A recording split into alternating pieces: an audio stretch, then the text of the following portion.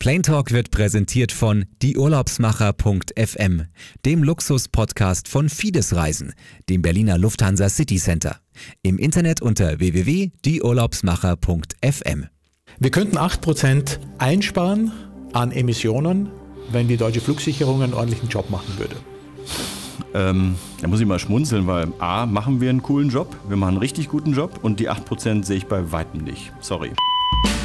Er weiß, wie Flugzeuge und Fluglotsen in Zukunft kommunizieren und er ist heute bei Thomas Aigner in Plane Talk zu Gast. Hallo und willkommen zu Plane Talk. Möchtest du die neueste Folge hören? Und damit habe ich sie Ihnen vorgestellt. Unsere neue Co-Moderatorin aus dem Reich der künstlichen Intelligenz, besser benannt als Alexa. Vielleicht haben Sie eine, dann können Sie ab sofort alle unsere Folgen über die Alexa ganz bequem hören. Alles, was Sie dazu machen müssen, ist, unseren Service einmal zu aktivieren und das machen Sie mit dem Satz: Alexa, aktiviere Plane Talk. Okay, das war hier vorhersehbar. Ein Satz zu unserem heutigen Gast. Dieses Gespräch haben wir im Frühjahr bereits aufgenommen, kurz vor Corona, und deswegen ist natürlich alles richtig, aber die präsentierten Zahlen, das mögen wir bitte Jörg hier nachsehen, die beziehen sich natürlich noch auf die Zeit, die wir als normal bezeichnet haben. So, aber die Vorstellung, ich meine, wenn ich heute schon so eine tolle Co-Moderatorin habe, dann überlasse ich jetzt die Vorstellung lieber Alexa persönlich. Genau, pass gut auf, Thomas, denn heute geht es um meine Kollegen im Büro Flugsicherung. Künstliche Intelligenz bei Jörg Buchsbaum von der Deutschen Flugsicherung. Genau. Head of Invention ist deine Berufsbezeichnung und Research. Invention im Zusammenhang mit Flugsicherung. Ist es ein Paradoxon oder wo ist die Invention möglich überhaupt? Das verstehe ich jetzt als normaler Passagier eigentlich überhaupt nicht, weil ihr schaut auf mich und helft mir, dass ich von A nach B fliege. Was kann man da noch erfinden? Innovation ist, dass sich jemand was ausdenkt, dass das nachher auch irgendwie baut, dass es industrialisiert wird, dass es validiert wird, dass es wirklich funktioniert. Jemand stellt es dann her, jemand führt es ein, es gibt eine Sicherheitsbewertung, Ende läuft's. Invention ist, sagen wir mal, das erste Drittel davon, dass wir uns immer neue Dinge auch ausdenken. Was kann man denn eigentlich noch machen? Was wäre sinnvoll, dass wir auch Dinge mal ausprobieren, mal testen, im kleinen Maßstab, im mittleren Maßstab, um dann zu sagen, diese Ideen, die sind es wert, dass wir die wirklich mal in großen Projekten angehen, Förderprojekten, auch europäischen Projekten und dann in Richtung Innovation bringen, das heißt in Richtung Umsetzung bringen. Jörg, gib uns ein konkretes Beispiel. Ich nenne dir jetzt mal ein Beispiel. Also, dass wir ausprobieren, wie könnte zum Beispiel Spracherkennung die Arbeit der Fluglotsen vereinfachen. Derzeit ist es so, der Fluglotse spricht zu den Piloten an Bord der Flugzeuge und gleichzeitig muss er die entsprechenden Freigaben dann auch elektronisch im System hinterlegen, damit halt dann im System hinterlegt ist, wer ist für welche Flughöhe, welche Richtung, welche Geschwindigkeit, welche Piste, wie auch immer freigegeben. Wir haben zahlreiche Versuche gemacht, um einfach zu gucken, können wir denn Spracherkennung nutzen. Das muss natürlich sehr gut funktionieren. Besser, als wir es von unseren Handys kennen, weil das, was wir in der Flugsicherung machen, muss immer 100%ig sein oder zumindest ganz, ganz, ganz nah dran. Also nach dem Motto, hey Siri, schick doch mal die Lufthansa 145 nach Rom. Das funktioniert nicht, da müssen wir sehr viel mehr Aufwand reinstecken. Das sind Projekte, wo wir uns schon jetzt über die letzten, sagen wir mal, 5, 6 Jahre mit befasst haben und eindeutig festgestellt haben, gerade für die Anflugsektoren wäre das eine echte Arbeitsunterstützung für die Fluglotsen. Und wir sind so weit, dass wir sagen, es ist eigentlich so reif, dass wir jetzt nur nach der ersten Gelegenheit gucken, das tatsächlich mal irgendwo prototypisch in den Betrieb zu bekommen. Wir sehen ja, dass die Flugzeuge, und 37 MAX ist ja das beste Beispiel dafür, dass man quasi in Innovation nur ganz wenig machen möchte, damit man die ganzen Piloten nicht nachschulen muss, damit man quasi auch diese Technik benutzen kann. Das ist ja auch der Grund, warum wir noch immer mit Sprechfunk sprechen auf einer Welle und alle hören es mit, was die anderen vielleicht gar nicht hören müssen. Also wenn wir was Neues bauen, muss es auf jeden Fall besser sein und es muss immer sicher sein. Und das ist so eine Krux in der Luftfahrt, dass du Neues natürlich anbieten kannst, aber du musst doch sicherstellen, dass sich dadurch irgendwelche Risiken nicht einschleichen. Und naja, die letzte Automatisierung, die da stattgefunden hat, war Fly-by-Wire und das war Mitte der 80er Jahre. Bam, das ist jetzt fast 40 Jahre her. Das macht doch deinen Job eigentlich dann irgendwie sehr frustrierend, weil du hättest die Lösungen, aber sie werden sich nicht einführen lassen, weil die Technik in den Flugzeugen sich nicht erneuern lässt in kurzer Zeit oder auch vielleicht in langer Zeit. Womit wir bei der Qualität des Sprechfunks sind, der grässlich ist. Ja, also ehrlich gesagt, bei den ganzen Forschungsvorhaben, die wir so betreiben, gehen wir nicht davon aus, dass sich bordseitig irgendwas massiv ändern wird. Das heißt, alles, was wir selber forschungsmäßig betreiben, setzt immer den Status der Luftfahrt voraus, wie wir sie da draußen kennen. Weil selbst wenn jetzt ein hochautomatisiertes Flugzeug auf den Markt kommen würde, bräuchte es ja noch mehrere Jahrzehnte, bis dann irgendwann mal 2/3 oder 3/4 oder 80% dann auch so funktionieren. Das heißt also, ehe ich dann diese ganze Population da oben erwische, ist für beide schon im Ruhestand. Das brauche ich nicht. Also ich will schnellere Lösungen haben. Und deswegen gucken wir, können wir als Flugsicherung dieser Klientel da oben Dinge anbieten, die unsere Arbeit verbessern und auch damit auch das Flugerlebnis für die Piloten um. Ich nenne dir mal ein Beispiel. Also derzeit ist es so am Flughafen München zum Beispiel, hast du eine Landerate von, je nachdem, was für Wetterverhältnisse sind, von so 50 bis 55 Landungen pro Stunde. Das funktioniert sehr gut, aber wenn du sehr gravierende Windeinflüsse hast, wird es schwierig. Also angenommen, du hast jetzt zum Beispiel oben in der Flugfläche, also meinetwegen jetzt in einer Höhe von 2-3 Kilometern, hast du 100 Kilometer Gegenwind. Und der Gegenwind nimmt dann naturgemäß mit der Höhe dann ab. Dann ist es für den Lotsen sehr, sehr schwierig, in diesem sehr komplizierten Windfeld die exakten Abstände einzuhalten. Also natürlich weiß er, welche Mindestabstände gelten, aber er muss ja schauen, dass er den folgenden Flieger auf den richtigen Punkt setzt hinter dem vorausfliegenden Flieger. Und er hat in diesem Mechanismus von mehreren Flugzeugen, die hintereinander auf eine Runway kommen, ist sehr viel Bewegung. Die bremsen ab, wir wollen ja irgendwann landen. Die verringern die Höhe, der Gegenwind lässt nach, dadurch beschleunigen die eigentlich noch, bezogen auf die Geschwindigkeit über Grund. Und wir entwickeln ein System, auch wieder möglicherweise mit dem Einsatz von KI, was dem Lotsen einen Hinweis gibt, wo ist gerade der optimale Punkt, wo der Folgeflieger hingesetzt werden kann, in Rücksichtnahme auf Wetterbedingungen, also gerade Windfeld, was für eine Airline ist es, was für ein Flugzeugtyp, zu welcher Tageszeit. Davon merkt der Pilot später nichts, aber der Fluglotse bekommt eine Empfehlung vom System, wo ist der optimale Punkt, wo ich die Lufthansa 401 hinsetze oder wo ist auch der optimale Punkt, wo ich den Flug dann vom Gegenanflug auf den Endanflug dann raufdrehe, um dann halt eine bestmögliche Kapazitätsauslastung auf der Piste zu gewährleisten. Plane Talk, der Pilots Eye Podcast. Heute mit Jörg Buchsbaum, Direktor Forschung und Innovation bei der Deutschen Flugsicherung, DFS. Was soll am Ende des Tages eure Abteilung produzieren? Also alles, was wir bei Forschung und Entwicklung machen, betrachten wir immer darauf, wo hilft es uns denn? Wo hilft es denn der fliegenden Community da oben? Wie merkt meine Mutter, wenn die von Berlin nach Paris fliegt, dass wir was gemacht haben auf dem Weg? Das ist immer so meine Grundsatzfrage, wo ich sage, ich möchte es verstehen, dann kann ich es anderen auch erklären. Das ist die eine Sache, wo wir selber initiativ sind. Wie merkt sie es? Gibt es dafür ein Beispiel? Ist sie pünktlicher oder? Ja, ich sage jetzt einfach mal so. Also wir haben ein System entwickelt im Forschungszentrum, wo der Wachleiter, also der Chef von den Fluglotsen in der Kontrollzentrale, frühzeitig sehen kann, wo er Sektoren zusammen oder auseinanderlegen muss, je nachdem, was für eine Kapazität er hat und was für Flugbewegung er erwartet. Und zwar jetzt nicht einfach nur eine Prognose, sondern das Ganze auf so einer Art Schnellzeitsimulation basierend. Das heißt, der Wachleiter der Kontrollzentrale drückt auf den Knopf und dann werden in dem Computer alle Fluginformationen, die man von den Flügen hat, die fliegen oder kurz vor dem Start sind, praktisch schnell vorausgespult und er kann halt sehen, wo welche Konflikte entstehen, wo sehr viel Arbeitsaufwand für die Fluglotsen entstehen wird und er kann sehr frühzeitig dann Leute aus der Pause wieder zurückbeordern oder auch den Personaleinsatz planen, sodass wir halt die Verspätungen oder halt die Unregelmäßigkeiten im Luftverkehr dadurch wirklich begrenzen können. Darf ich da nochmal nachfragen? Ja. Das heißt, er drückt auf den Knopf und bekommt quasi die nächste Stunde, wie sich der Luftraum in seinen Sektoren quasi verhalten wird. Ja, also ich habe mir das gestern in der Kontrollzentrale auch mal wieder angeguckt, wie aktuell in München hier, genau, wie das funktioniert und wie zufrieden auch die Kollegen damit sind. Der Kollege, der das betraut, hat 2 große Bildschirme. Einmal sieht er seinen Luftraum von oben, also der Luftraum, der von der Kontrollzentrale München aus kontrolliert wird.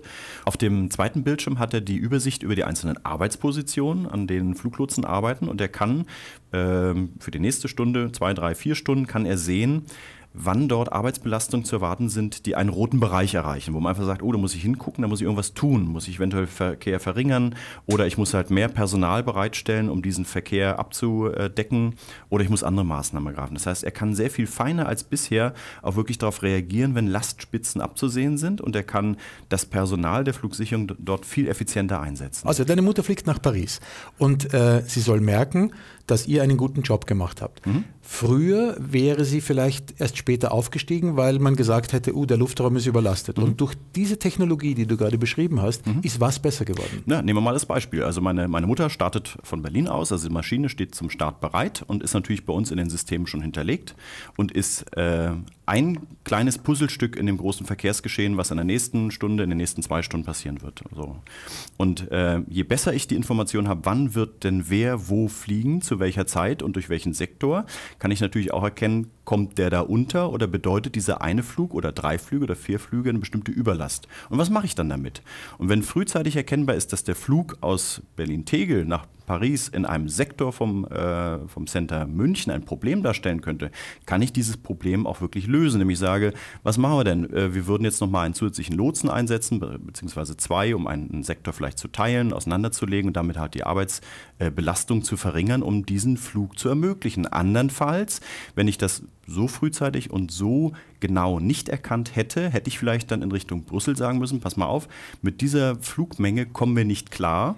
Der Flieger aus Tegel bleibt bitte 20 Minuten am Boden stehen, damit er erst später kommt, wenn wir halt nicht so viel Last haben. Genau, also früher wäre er stehen geblieben, jetzt mit der Technologie darf er fliegen, weil es wird quasi genügend gemacht, damit er quasi auch nicht zur Überlastung führt. Genau. Warum brauche ich da eine Vorberechnung? Weil es ist ja sowieso schon, du hast gesagt 6 Monate vorher, bekannt, was an dem Tag von A nach B fliegen will. Ich gebe dir jetzt mal ein Beispiel. Also wir haben jetzt eine Verkehrsvorhersage für einen Sektor, wo Flüge aus München oder aus Frankfurt oder aus Nürnberg zusammengeführt werden. Also die fliegen alle durch diesen Sektor. Dann verzögern sich 5 Abflüge aus München. Aus Frankfurt gehen welche vielleicht ein bisschen überpünktlich raus, weil die Rollzeit ein bisschen geringer ist als angenommen. Und plötzlich ballt sich's in der Mitte. Das heißt, obwohl alle so einigermaßen in ihrem Rahmen geblieben sind, gibt es dann eine Überlast in der Mitte, weil sich diese Effekte natürlich dann kumulieren. Und da muss ich mir Gedanken machen. Und das kann ich nicht ein halbes Jahr vorher machen, das muss ich am Betriebstag machen. Plane Talk, der Pilot's Eye Podcast. Menschen, die alles rund ums Fliegen, leben und lieben. Heute mit Jörg Buchsbaum. Auf seiner Visitenkarte steht Leiter für Forschung und Innovation bei der Deutschen Flugsicherung. Wenn also irgendwann statt 2000 Lotsen nur noch Computer die Flugzeuge hoch und runter bringen, dann könnte er wahrscheinlich auch einen Teil dazu beigetragen haben. Das werden seine Kollegen wahrscheinlich nicht so gerne hören. Jörg, aber Spaß beiseite. Wie sieht es denn aktuell mit künstlicher Intelligenz in der Flugsicherung aus? Bis vor 3 Jahren war bei uns das Thema künstliche Intelligenz überhaupt nicht auf dem Schirm. Mittlerweile sind wir so weit, dass wir sagen, in 3, 4, 5 Einsatzgebieten in der Flugsicherung können wir uns den Einsatz von künstlicher Intelligenz sehr gut vorstellen. Beispiel, für uns ist sehr wichtig zu wissen, wie wird denn ein Flugzeug, dem wir eine Steigflugfreigabe geben, denn eigentlich steigen? Mit welcher Geschwindigkeit, damit ich sehr gut prognostizieren kann, wo wird er, wann in den nächsten Minuten jeweils in welcher Höhe sein. Das ist für uns sehr relevant, um halt Verkehr, der dann von links oder rechts kommt, von diesem Einzelflug fernzuhalten. Ich weiß doch heute schon aufgrund der Daten, die ich zum Boden gesendet bekomme, mit welcher Geschwindigkeit er sich nach vorne bewegt. Ich merke an diesen Zahlen ja auch, welche Höhe er dabei gewinnt und kann doch problemlos errechnen. Nein. Warum nicht? Wir kennen noch nicht mal die Masse des Flugzeugs. Wir wären sehr glücklich, wenn wir das wüssten, aber die sagt uns niemand. Das ist total lustig, weil auf dieser Information sitzen aus meiner persönlichen Wertung viele Fluggesellschaften drauf, weil die natürlich auch Auskunft geben können über Auslastungsgrad von Maschinen und damit auch ein bisschen so Konkurrenzinformationen. Mit Masse meinst du also einfach nur das Abfluggewicht? Genau. So. Und, könnte das mit der heutigen Technologie, also dieses ADS-B, übermittelt werden? Hat man da die Möglichkeit, das da einzugeben? Ja, da gibt es Projekte dazu, das nennt sich dann nicht mehr ADS-B, sondern ADS-C, EPP. Ich will jetzt hier die Abkürzung jetzt nicht noch groß erläutern, aber Tatsache ist, es ist natürlich das Ziel, dass diese Informationen an uns geschickt werden, also dass der Flugweg quasi live dauernd mit uns geteilt wird, auf Basis der Informationen, die an Bord auch vorliegen. Aber ich sage dir ganz ehrlich eins, wenn du einen Piloten jetzt fragen würdest, der mit einem A321 halb beladen bei 30 Grad irgendwo startet, wenn du ihn fragst, okay, in wie vielen Meilen und in wie vielen Minuten bist du auf Flugfläche 270, er wird es dir nicht sagen können und er wird dir auch nicht sagen können, in welchem Bereich des Steigflugs er welche Steigrate haben wird, weil das eine Funktion ist der sogenannten FADEC, das ist die Full Authority Digital Engine Control, das ist eine sehr komplizierte Geschichte. Er gibt seine Zielhöhe ein, die Maschine erfliegt diese Zielhöhe und die wird sie dann auch irgendwo erreichen, genau. Aber die Sekunde und den Punkt, wo er dann sein wird und wie er dahin kommt, wird der dir nicht sagen können, der Pilot. Was ist dann optimiert dabei, wenn ihr mit künstlicher Intelligenz solche Dinge vorausberechnen könnt? Könnt ihr den Luftraum dichter machen? Wir können damit die Unterstützungssysteme für den Fluglotsen, die es jetzt schon gibt, natürlich mit wesentlich präziseren Daten füttern.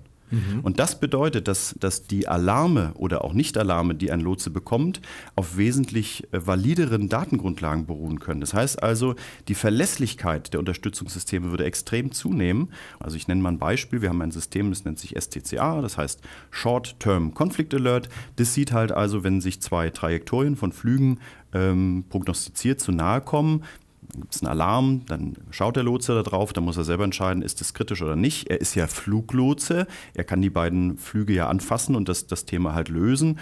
Oder es ist jetzt in einem militärischen Übungsgebiet oder meteorologischen Rahmenbedingungen, wo das halt passen würde von der Staffelung her. Und dann würde er sagen, okay, ich schalte den Alarm ab, ich habe das gesehen, das ist alles gut, die können wir ruhig so fliegen lassen, das ist alles safe. Brauchen wir die Menschen in der Flugsicherung deswegen, weil es so viele Eventualitäten gibt, die sich nicht vorher planen lassen? Ja. Eine Sache, ich fasse das jetzt mal kurz, die der Mensch hat und die Maschine bis auf weiteres nicht, ist eine sogenannte strategische Kreativität. Der Mensch ist in der Lage, neue Situationen mit einer Mischung aus alten Lösungsstrategien zu begegnen. Das kann derzeit noch keine Maschine. Und ich habe auch noch keine gesehen, die es irgendwie kann. Ich nenne dir auch wieder ein Beispiel. Wir hatten vor vielen, vielen Jahren in Frankfurt mal so ein Ding, da hat sich ein Privatflieger verirrt. Wir haben den auch nicht auf der Funkwelle gehabt, also wir konnten nicht zu ihm sprechen und ihm sagen, das läuft so nicht. Und er ist entgegen des Endanflugs Frankfurt geflogen mit seiner kleinen Propellermaschine. Also richtiges Kollisionskurs. Eigentlich wie sagt man, ein Geisterfahrer, ein Geisterflieger. Ein Geisterfahrer, genau, ein Geisterflieger, ganz genau, das ist der richtige Ausdruck. So, und und wir hatten dann nun etliche Flieger auch im Anflug auf dem Flughafen Frankfurt, da ist ja eigentlich nie Pause, außer nachts. So. Es ist natürlich für eine Maschine, wäre es ein einfaches, der anfliegenden 747 von Lufthansa, die da gerade kam, um diesen anderen Flieger herumzuführen. Dafür braucht es noch nicht mal KI, dafür reicht ein Dreisatz. Das ist machbar. Das ist kein Thema, das kann eine Maschine, ist gar kein Problem.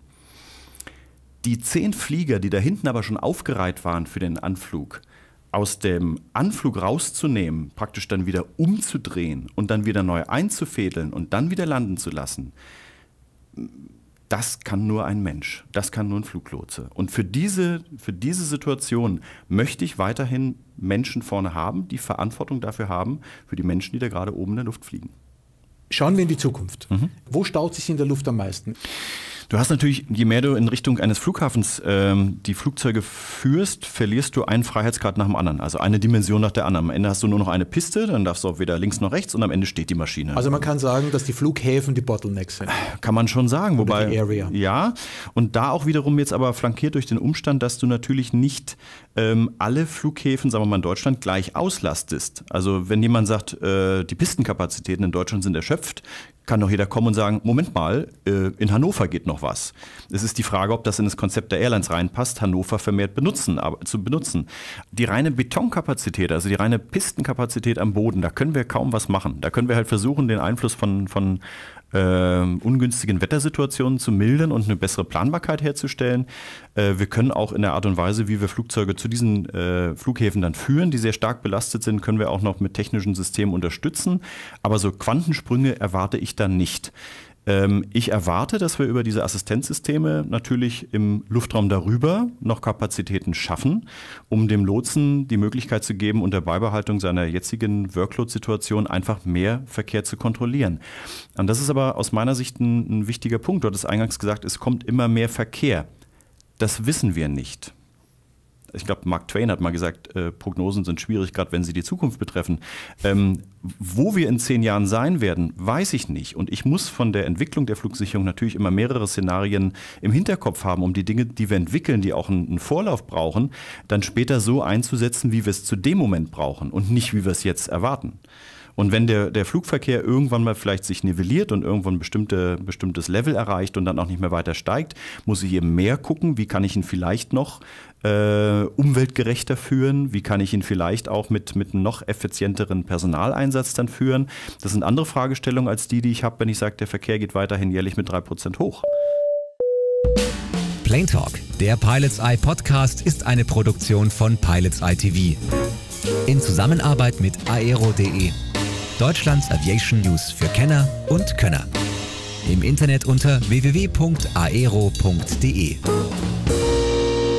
Dual Input. Wir könnten 8% einsparen an Emissionen, wenn die deutsche Flugsicherung einen ordentlichen Job machen würde. Da muss ich mal schmunzeln, weil A, machen wir einen coolen Job, wir machen einen richtig guten Job und die 8% sehe ich bei weitem nicht. Sorry. Okay, woher kommt dann diese These und warum liest man das in der Öffentlichkeit, dass ihr da quasi den schwarzen Peter bekommt?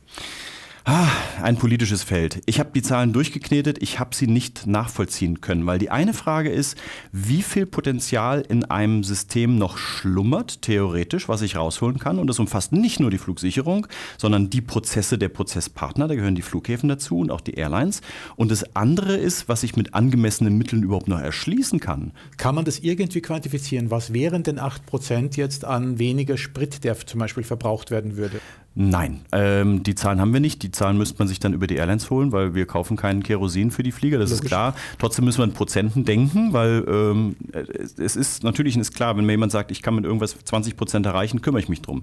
Wenn irgendjemand sagt, hier sind noch 1,5% drin, was ich für ein realistisches Verbesserungspotenzial halte, wenn man die CO2-Effizienz des Luftverkehrs anschaut, den wir in Verantwortung haben, muss ich sagen, wie lange trägt denn so eine Verbesserung? Wenn wir tatsächlich erreichen könnten, dass der CO2-Ausstoß pro Flug um 1,5% verbessert wird, das machen wir gerne, wenn der Mitteleinsatz dafür überschaubar ist, dann ist das ein Einmaleffekt, der nach einem halben Jahr Verkehrswachstum einfach vergessen ist. Dann sind wir wieder da, wo wir vorher sind. Was heißt diese 8%? Wären die wirklich einsparbar, wenn besser geflogen werden würde? Ja oder nein? Nein. Ich frage dich jetzt mal, du fliegst ja auch dann und wann. Meinst du denn, dass du irgendwo 8% weniger Treibstoffverbrauch oder Zeitersparnis irgendwo, was ja dann auch ein bisschen korreliert, erreichen könntest, wenn du von hier aus, sagen wir mal, nach Berlin flügst?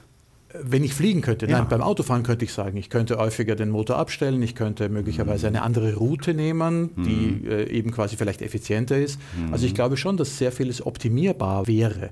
Und man merkt, dass man sehr oft um die Ecke fliegen muss. Warum kann man nicht von A nach B direkt fliegen? Weil das würde mir jetzt sagen, da verbrauche ich weniger Sprit. Also es gibt natürlich ganz viele Gründe. Das eine ist, wenn ich zum Beispiel von Frankfurt nach Berlin fliege und es herrscht Wind von Westen, dann starten wir nach Westen. Ist ja klar, du musst gegen den Wind starten, genauso wie Kinder natürlich dann auch gegen den Wind laufen, wenn sie einen Drachen steigen lassen wollen.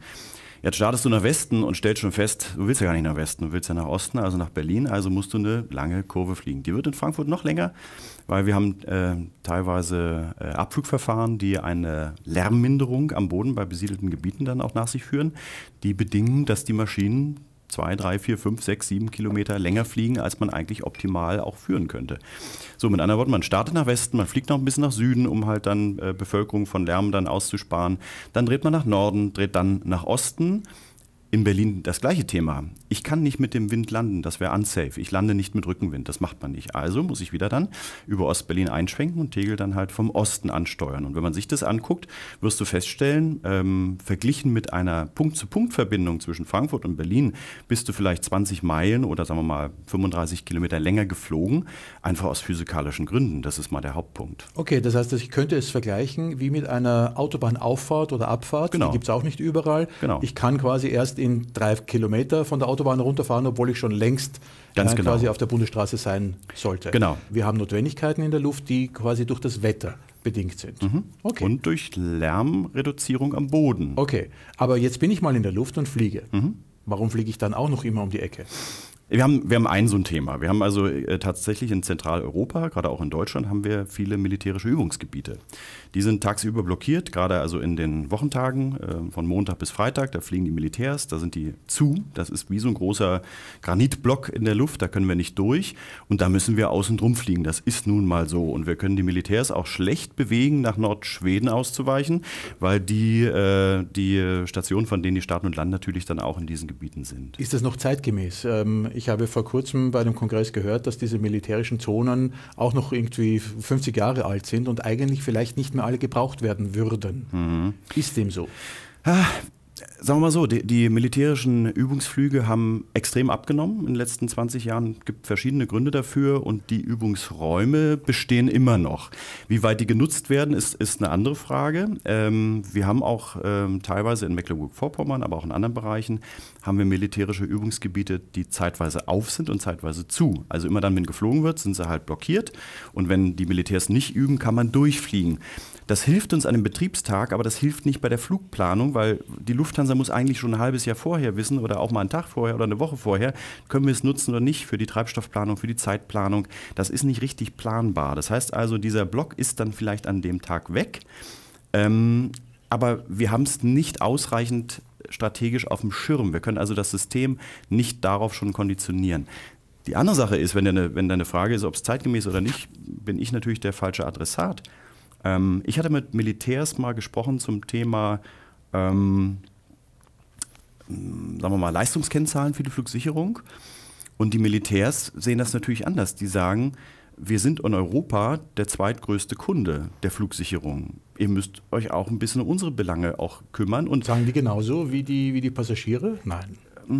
Ja, sie sind eine Interessengruppe und sie haben natürlich nationale Belange auch im Hintergrund. Und in dem Sinne, dass die Luftraumnutzer sind, sind sie auch ebenso unsere Kunden. Das muss man schon so sagen. Wer nachher dann dafür aufkommt, das ist eine Sache der Abrechnung. Aber Tatsache ist, die fliegen bei uns. Und wenn ich mir angucke, wer sind denn die größten Parteien oder die größten Kunden, dann ist es halt eine große Airline in Deutschland. Dahinter kommt natürlich dann auch gleich die Luftwaffe. So, das ist der eine Punkt. Und der andere Punkt ist, wenn du dann im Streckenbereich fliegst, da legen wir eigentlich erst so richtig das Lineal an und vergleichen, was ist optimal und was wird tatsächlich geflogen. Und da sind wir in Europa für die Flüge, die da durch die Zivilluftfahrt stattfinden, bei einer Abweichung von ungefähr 2-3%. Mit anderen Worten, wenn du... Ich verbrauche 2% mehr, richtig, als ich verbrauchen könnte, flöge ich direkt. Genau, also das ist so, es gibt diese Vogelfluglinie, dass du also Großkreis, du bist Spezialist, du kennst das, der kürzeste Punkt oder die kürzeste Entfernung auf einer Sphäre zwischen 2 Punkten ist halt Großkreis und dagegen, das ist unsere Referenz. So. Genau. Es gibt natürlich sehr viele Gründe, weswegen tatsächlich nicht so geflogen wird. Ich sage dir ein Beispiel. Zwischen Rom und Amsterdam zum Beispiel, wenn du da fliegst, könntest du gerade fliegen in beide Richtungen, ist ganz klar. Es wird aber etwas versetzt geflogen, was einfach daran liegt, dass man die Flugströme zwischen diesen beiden Destinations räumlich entzerrt hat, um die Kapazität im Luftraum zu steigern. Das heißt also, die eine Route von Amsterdam nach Rom führt etwas im Osten, östlich, die andere etwas weiter im Westen, was bedingt, dass jedes Flugzeug etwas länger fliegt, aber dafür natürlich so ähnlich wie auf einer Autobahn auch, jeder auf seiner Richtung bleibt und das Ganze einfach für den Lotsen auch viel besser zu kontrollieren ist und sehr viel mehr Verkehr auch flüssiger abgearbeitet werden kann. Das ist so ein Punkt.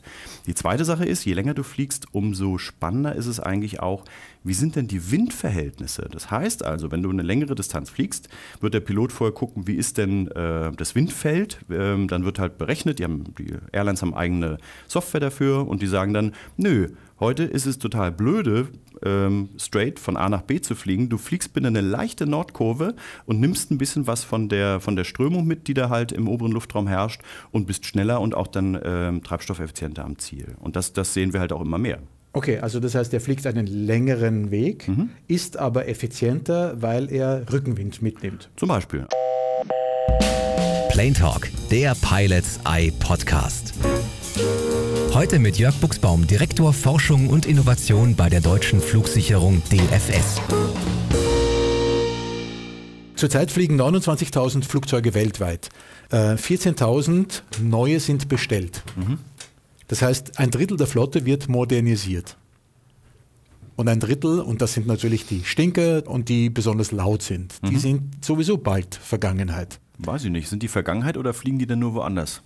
Normalerweise, wenn eine Airline ein neues Flugzeug kauft, wird sie das alte jetzt nicht in die Aluminiumdosenherstellung jetzt unmittelbar geben, sondern schauen, ob es nicht noch weltweit jemanden gibt, der dieses Flugzeug kaufen möchte und dann nochmal die nächsten 10, 15 Jahre weiter betreibt. Und das Klima wird auch weiterhin belastet, auch dann, wenn dieses Flugzeug jetzt nicht in Europa fliegt, sondern irgendwo in Afrika. Genau, oder dem CO2 ist es eigentlich egal. Irgendwie egal. Und das passt natürlich wunderbar zu deiner Arbeit, die du in deinen Vorlesungen hast als Thema, nämlich die Auswirkungen des Klimawandels auf die Flugsicherung. Bitte klär mich auf, wie soll sich der Klimawandel auf die Flugsicherung auswirken?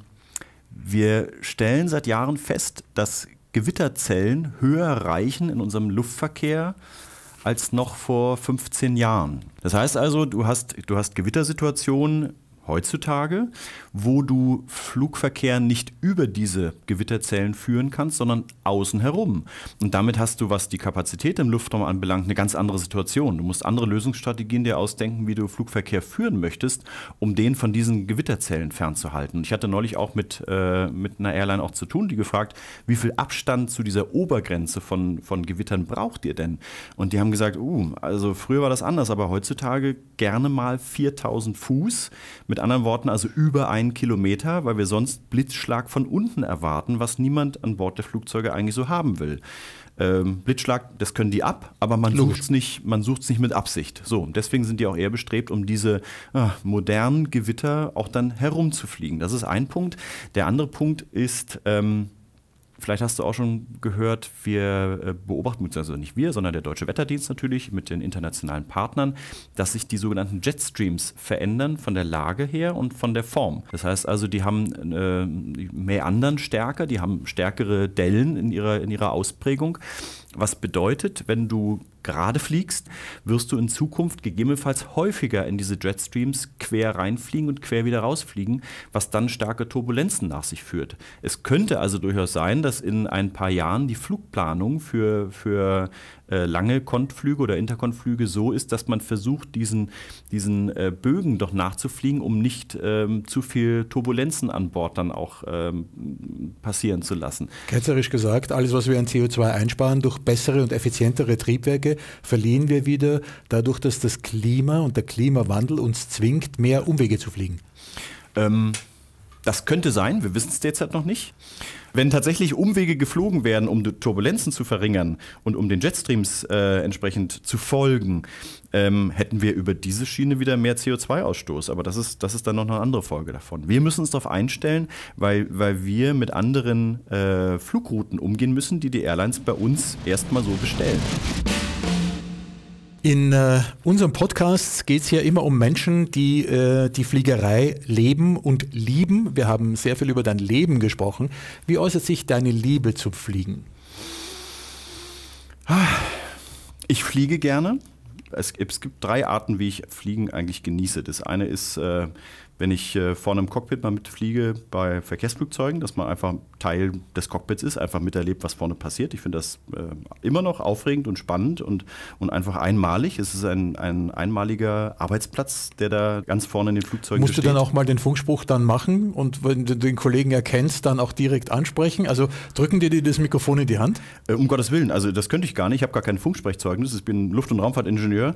Das Einzige, was passiert, dass ich natürlich auch mal Kollegen auf der sogenannten Welle erkenne und dann auch mal dann Grüße ausrichten lasse und da passieren manchmal lustige Sachen, aber selber Funksprech-Erfahrung habe ich nicht. Das Zweite ist, wenn ich mal irgendwo mal bin und es gibt vor Ort die Option, ein Wasserflugzeug vielleicht mal für eine Stunde auszuleihen mit Fluglehrer dabei, dann gönne ich mir das und fliege auch selber. Den Start muss der Pilot natürlich dann selber machen, da bin ich nicht so profund drin. Also gerade bei Wasserflugzeugen muss man sehr viel beachten.